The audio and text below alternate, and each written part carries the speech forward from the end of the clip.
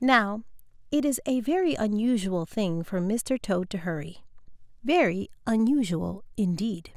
As a rule, he hops a few steps and then sits down to think it over.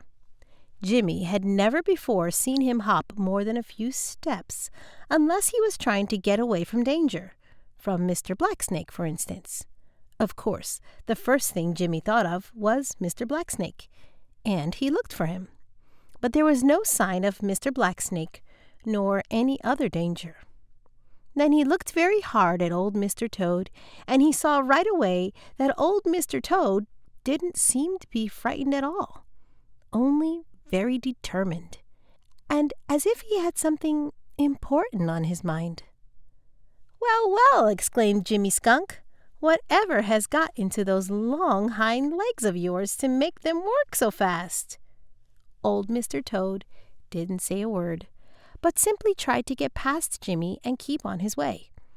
Jimmy put out one hand and turned old Mr. Toad right over on his back, where he kicked and struggled in an effort to get on his feet again, and looked very ridiculous. "Don't you know it isn't polite not to speak when you are spoken to?" demanded Jimmy severely, though his eyes twinkled.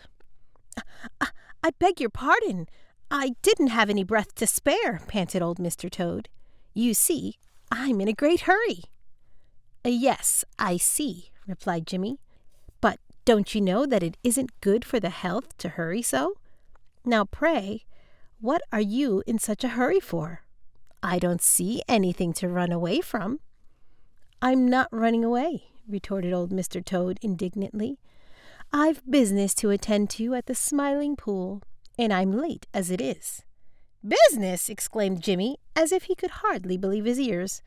"What business have you at the Smiling Pool?"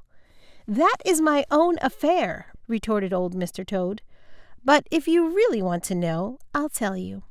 I have a very important part in the spring chorus, and I'm going down there to sing. I have a very beautiful voice." That was too much for Jimmy Skunk. He just laid down and rolled over and over with laughter. The idea of anyone so homely, almost ugly-looking as Mr. Toad thinking that he had a beautiful voice. "Ha, ha, ha!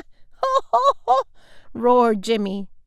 When at last he stopped, because he couldn't laugh any more, he discovered that old Mr. Toad was on his way again.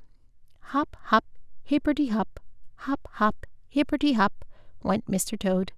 Jimmy watched him, and he confessed that he was puzzled.